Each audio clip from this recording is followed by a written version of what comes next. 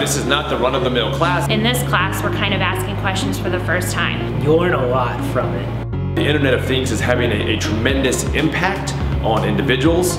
It's when you take a product and a service and you combine connectivity to give a better solution. We teamed up here with Emerson. The Emerson Helix is located on the University of Dayton's campus, and it's a 40,000 square foot space for collaborations. We have some really neat labs that are available, such as a full commercial test kitchen. We have a supermarket. We have an entirely furnished home all within this one building.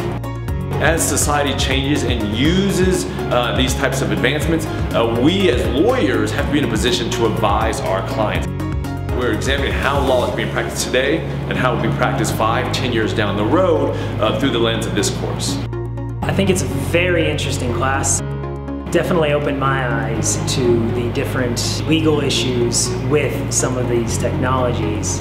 If you're interested in technology, if you're interested in where you see the future of the practice of law, I highly recommend the class.